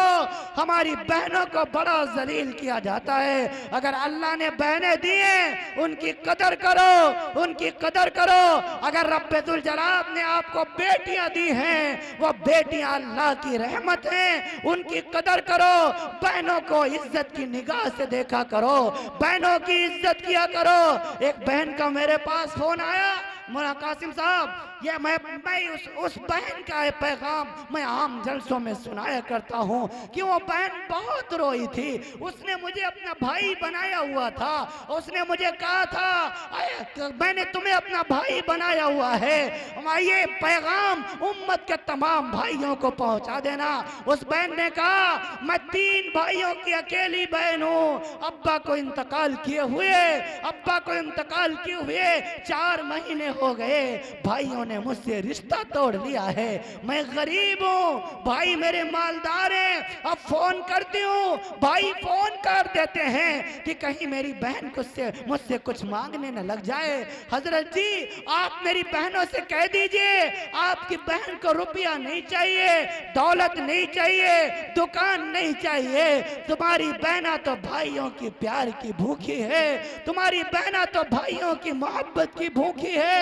हाँ हाँ मेरे भाइयों को से कह दीजिए कि तुम तो भूल गए हो लेकिन तुम्हारी बहन तुम्हें नहीं भूली है। जब भी मुसल्ला बिछाती है, दुआ के लिए हाथ उठाती है, अपने लिए दुआ बाद में मांगती है, अपने शौहर के लिए दुआ बाद में मांगती है, पहले दुआ अपने भाइयों के लिए मांगती है। अल्लाह मेरे भैया को सलामत रखना, अल्लाह मेरे भाइयों को सलामत रखना।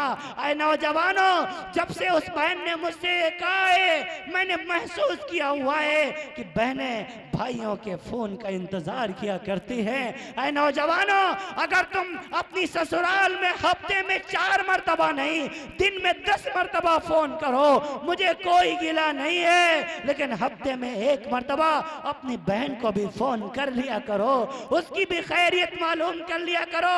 आपा जान आप ठीक तो हैं, बाजी आप कैसी हैं, अप्पी आप ठीक तो हैं, आपकी बहना खुश हो जाएगी। ईद का मौका आता है, आप अपनी बीवी को 10,000 का जोड़ा दिलाएं, मुझे कोई गिला नहीं है, लेकिन अपनी बहन के लिए भी 100, 200, 500 का सूट दिला दिया करो। अल्लाह की जात की कसम, अगर आपका बहनोई आपकी बहन को 5,000 का जोड़ा दिलाएगा, आपकी बहन महल्ले की औरतों में नहीं दिखाएगी, लेकिन आप 500 का लेके जाएंगे, सारे महल्ले में दिखाती फिरेगी, देखो ये मेरा भैया लाया है, ये मेरा भाई लाया है, ये मेरे मैके से आया है। हाँ हाँ कितना मेरा भाई मेरा ख्याल रखता है। हाँ हाँ अपने बेटों को हजारों का गिफ्ट दिलाने वालों, हजारों को खिलौने दिलाने वालों, 100, 200 के खिलौने अपने मासूम से भांजों को भी दिला दिया करो। तुम्हारे बेटे 10,000 का सूट पा करके भी 1 मरतबा थैंक्स नहीं कहते, 1 मरतबा आपका शुक्रिया अदा नहीं करते, लेकिन अगर आप अपने भांजों को 100, 200 के खिलौने दिला देंगे, कपड़े दिला देंगे, आपके भांजे आपके पीछे पीछे चलते फिरेंगे, महल्ले के बच्चों को दिखाते फिरेंगे, देखो ये मेरा मामा लाया है, ये मेरा मामू लाया है, ये मेरा ननिहाल से आया है, मेरे नाना नहीं है तो क्या हुआ, मेरी नानी है नहीं है तो क्या हुआ, हमारे मामू हमें नाना और नानी की कमी महसूस नहीं होने देते। हाँ हाँ नौजवानों, कभी कभी अपनी बहन को बुलाने के लिए चले जाया करो। बहना बहुत दिन हो गए तू घर नहीं चली है, घर नहीं गई है, चलो घर चलते हैं। जैसे ही हम बचपन में एक साथ थाली में बैठकर एक थाली में खाना खाया करते थे, चलो वैसे ही आज भी खाना खाते हैं ताकि बचपन की याद ताजा हो जाए। बहन आपके घर में आएगी, आपकी रोटियां खाएगी, अल्लाह की जात की कसम आपके घर में अल्लाह रिज़्क़ की बरसात कर देगा। ऐ लोगों, बहनों की खिदमत करो, बेटियों की इज्जत करो, बहनों की इज्जत करो। जिस दिन बाप का इंतकाल होता है, बेटियां अपने बाप की चारपाई का पाया पकड़कर बहुत रोती हैं। क्यों रोती हैं जानते हो? वो कहती आज मेरा बाप चला गया है, आज मैके से मेरा रिश्ता खत्म हो गया है। नौजवानों, अपनी बहनों को ये कहने मत दिया करो उनके मुंह पर हाथ रख दिया करो। बहना अब्बा नहीं है तो क्या हुआ, तेरा भाई जिंदा है। जब तक तेरा भाई जिंदा रहेगा इस घर के दरवाजे हमेशा तेरे लिए खुले रहेंगे। जब तेरा दिल करे आ सकती है, जब तुझे जरूरत हो फोन करके मुझे बुला लीजिए। हाँ हाँ, अपनी बहनों को दिलासा दिया करो। अपने वालिदैन के इंतकाल के बाद बहनों को बेसहारा न छोड़ा करो। बहुत छोटी सी जिंदगी है, इसको मोहब्बतों के साथ गुजारो, नफरतों को खत्म करो। एक दिन मौत आनी है। मेरी बेटियां, मेरी बहनें, मेरी बच्चियां भी मौजूद हैं। इनसे भी मैं गुजारिश करता हूं जितने दिन तुम जिंदा रहो अल्लाह को राजी करके जिंदा रहो। मेरे नबी ने फरमाया वो औरत जो 4 काम करके आए, अल्लाह के साथ शिरक न करती हो, नमाजों की पाबंदी करती हो, रमजान के रोजे रखती हो और अपने शौहर को राजी रखती हो, ऐसी औरत के लिए जन्नत के 8 दरवाजे खोल दिए जाते हैं। जिस दरवाजे से चाहे वो जन्नतुल फिरदौस में दाखिल हो जाए। अजीजों, बहुत जल्दी आपसे रुखसत होने वाला हूँ। हर एक को मौत आनी है, हर एक को मौत आनी है। मरने से पहले मरने की तैयारी करो। जाओ बड़े बड़ों को देखो, जलालुद्दीन अकबर को देखो, जहीरुद्दीन बाबर को देखो, हुमायूं शहंशाह को देखो। मैं 2013 में हुमायूं के मकबरे पर गया हुआ था, दिल्ली में मौजूद है। तो वो गाइड जो बैठा नहीं होता वो मुझे मसनवी कब्र दिखा रहा है। मैंने कहा मुझे असल दिखाओ। उसके लॉकर की अलमारी में मोटी मोटी चाबियां थी। उसने चाबियों से एक तहखाने का ताला खोला, उसमें अंधेरा था। मैंने मोबाइल की टॉर्च ऑन की, उसके अंदर जीनों से मैं नीचे पहुंचा हूं। जब उसके अंदर एक और तहखाना था, उसका भी ताला खोला गया। उसके अंदर में एक और तहखाना है। 3 तहखानों के नीचे हुमायूं शहंशाह का मकबरा था, हुमायूं की कब्र थी। हाँ, आप तो गिद्ध हिंदुस्तान में रहे नहीं, गिद्ध के इतने बड़े बड़े चमगादड़ फड़फड़ाते हुए उसके मकबरे से बाहर भागे हैं। एक इतनी बदबू थी, 1 मिनट में उसके अंदर नहीं ठहर सका। मैंने जमीन पर पैर मार के कहा, मियां सलमान क्या हैसियत है तुम्हारी, क्या औकात है तुम्हारी। देखो 32,87,782 स्क्वायर किलोमीटर में फैले मुल्क हिंदुस्तान पर हुकूमत करने वाला हुमायूं शहंशाह आज चमगादड़ों के नरगे में फंसा हुआ है। पता नहीं बरसों से इसकी कब्र पर कोई फातिहा पढ़ने भी नहीं आया होगा। तुम्हारी क्या औकात है। एक दिन आएगा तुम भी दुनिया से चले जाओगे, एक दिन आएगा तुम्हें भी मौत आएगी, एक दिन आएगा तुम्हें भी दुनिया से जाना है। बहनों तुम भी जाओगी, भाइयों तुम भी जाओगे। एक दिन आएगा ये हजारों इंसानों से खिताब करने वाला सलमान ये भी मौत का लुक़मा बन जाएगा। इसको भी मौत निकल लेगी। हाँ, फिर ये भी भूली बिसरी कहानी बन जाएगा। अजीजों, मेरे नबी ने फरमाया अच्छा वो है, अक्लमंद वो है जो मरने से पहले मरने की तैयारी कर ले, मरने से पहले मरने की तैयारी कर ले। क्यों अकड़ते फिरते हो, मौत को याद कर लिया करो। मेरे नबी ने फरमाया रोजाना तुम्हें मौत याद करती है, कब्र की मिट्टी रोजाना याद करती है। अना बैतुल वाशिया, ऐ लोगो मैं डरावना घर हूँ, मैं कीड़े मकोड़ों का घर हूँ, मैं अंधेरा घर हूँ, मैं तन्हाई का घर हूँ। तुमने कभी गौर किया? हाँ, कब्र की तैयारी करो। या रसूलुल्लाह, इंसान की जान कैसे निकलती है? फरमाया एक दुपट्टा ले लो, खारदार दरख्त पर डाल दो, एक किनारा पकड़ के खींचो, जैसे एक एक रेशा अलग हो जाता है ऐसे मरने वाले की जान को तोड़ के रख दिया जाता है। वन्नाज़िआत ग़रक़ा वन्नाशितात नश्ता वस्साबिहात सबहा फस्साबिकात सबका वल्मुदब्बिरात अमरा यौम तर्जुफुर राजिफा ततबउहा रादिफा क़ुलूबुन यौमइदिन वाजिफा अबसारुहा खाशिया। जाना कल जाकर के इन आयतों का तर्जमा पढ़ लेना।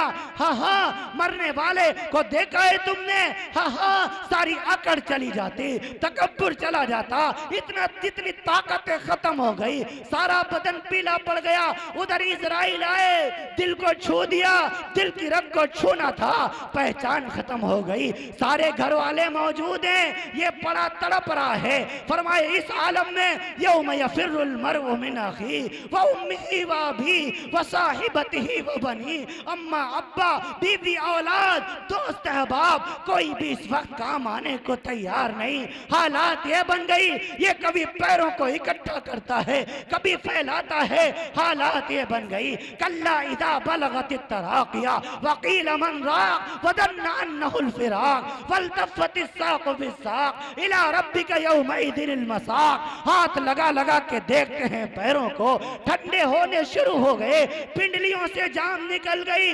कभी कभी इन घुटनों में रूह को रोक दिया जाता है। मेरे नबी ने फरमाया कभी पेट में रूह को रोक दिया जाता है, कभी कभी हलक में रूह को रोक दिया जाता है। यहाँ रोक कर और तकलीफ पहुंचाओ। अब मरने वाला मर गया, मरने वाला मर गया, बाकी लोगों को एक काम मिल गया। देखो कब्र तुम्हें खोदनी है, कफन तुम्हें लाना है।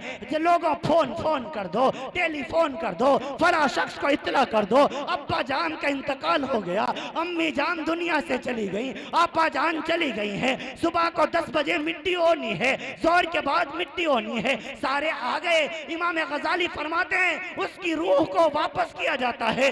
दरवाजे पर रूह आती है, देखती है, अरे ये वही मेरा जिस्म है जिस पर इत्र की मालिश की जाती थी, ये वही मेरा जिस्म है जो जिसमें बड़ी ताकत थी, आज ये बेजान पड़ा हुआ है। हाँ हाँ, उठा कर ले आए, तख्ते पर ले आए। मर्द मर्द के करीब आए, औरतें औरत के करीब आई, उसके कान का जेवर निकाला, पूरे तौर पर नाक का जेवर निकाला, पैरों की पायल निकाली, गले का हार निकाला। आए मेरी बहनों, आए जेवरों पर नाज करने वालियों, आए सूट के ऊपर नाज करने वालियों, अपने हजारों के जोड़ों पर नाज करने वालियों, याद रखो एक दिन तुम्हारा जेवर उतार लिया जाएगा। वो रूह चिल्लाती है और कहती है आए मेरे बदन से कपड़े उतारने वालियों, आए मेरे काम का जेवर निकालने वालियों, मैंने भी कभी किसी के जेवर निकाले हुए थे, आज तुम मेरे उतार रही हो, एक दिन तुम्हारे भी उतार लिए जाएंगे। ये ना समझना कि मेरे साथ ये मामला है, कुंभ कबीला छोड़ के भारी, सच्चे घर की कर तैयारी। ये ना समझना अकेले से धारी, सभी चलेंगे बारी बारी, कुल्लु नफ्सिन ज़ाइक़तुल मौत, हर जानदार को मौत का जायका चखना है। अब जब हाथ बढ़ाया मरने के लिए, फिर रूह कहती है लोगों जरा आहिस्ता मेरे बदन पर हाथ फेरो। मेरे नबी ने फरमाया मरने वाले को बड़ी तकलीफ होती है, लिहाजा उसके बदन पर आहिस्ता हाथ फेरा करो। एक मक्खी बैठ जाए पहाड़ मालूम होता है, नहला दिया गया, कफन में डाल दिया गया, वही सादा सा कफन है बगैर सिला हुआ, जिस पर कढ़ाई नहीं है, जिस पर कोई बूटे नहीं बने हुए हैं, जिस पर कोई फूल नहीं बने हुए हैं। बादशाहों का भी यही कफन है, वजीरों का भी यही कफन है, जमींदारों का भी यही कफन है, सरमाएदारों का भी यही कफन है, हाफिजों का भी यही कफन है, आलिमों का भी यही कफन है, मुफ्तियों का भी यही कफन है, मुहद्दिसों का भी यही कफन है, मुफस्सिरों का भी यही कफन है, मुदब्बिरों का भी यही कफन है, मर्दों का भी यही कफन है, औरतों का भी यही कफन है। उसी सादे से कफन में डाल दिया गया, आवाज लगाई गई आ जाओ भाई आ जाओ, जिसे आखिरी दीदार करना हो। अब इसके चेहरे को हमेशा के लिए छुपाने जा रहा है। आज जिसको देखना हो देख ले, आज के बाद तुम्हें ये शक्ल नजर न आएगी, हमेशा के लिए ये चेहरे के दीदार से महरूम हो जाओगे। अब्बू जान चले गए, अम्मी जान चली गई, अम्मी जान चली गई, मासूम मासूम बच्चे हैं, महल्ले की औरतें उन बच्चों को उठा के करीब लाती हैं, अम्मा के जनाजे के करीब करती है और कहती है अब इस बिटिया को अम्मा का चेहरा देख लेने दो, अब इस बिटिया को, इस बेटे को अपनी माँ का दीदार कर लेने दो। आज के बाद ये मासूम रोया तो करेगी, आज के बाद ये मासूम यतीम हो गई है। इसके बाद हजारों उनको देखेंगे, लेकिन सारी जिंदगी के लिए ये माँ की ममता से महरूम हो गए। ऐ लोगों उस कब्र की तैयारी करो, ऐ लोगों उस हशर की तैयारी करो, ऐ लोगों मरने की तैयारी करो। जिंदगी बहुत थोड़ी है, इसको नफरतों में नहीं मोहब्बतों के साथ गुजारो, ताकि जब तुम दुनिया से चले जाओ तो तुम्हारा नाम लोग मोहब्बत से लेने वाले मौजूद हो। आपस के इख्तलाफात को ख़त्म करो, नमाजों की पाबंदी करो, उलमाए कराम के का इज्जत और एहतराम करो। हाँ हाँ, और अपने बच्चों को इल्म दीन पढ़ाओ, कुरान के करीब लाओ, शरीयत के करीब लाओ, इस्लाम के करीब लाओ। मैं अपनी बहनों से भी कहूँगा, आप भी पर्दों का एहतमाम करें, आप भी घरों के अंदर पर्दे के साथ नमाजों की पाबंदी करें। मैं अपने तमाम भाइयों से गुजारिश करूँगा, मोहब्बत के पैगाम को आम करो। हमारे मुल्क को इस वक्त मोहब्बतों की बहुत ज़रूरत है। मत तकब्बुर किया करो। क्या रखा है तकब्बुर में, क्या रखा है अकड़ में? इन्नल्लाह ला युहिब्बु मन काना खव्वानन असीमा, इन्नल्लाह ला युहिब्बु मन काना मुख्तालन फखूरा। अल्लाह अकड़ को पसंद नहीं करता, तकब्बुर को पसंद नहीं करता।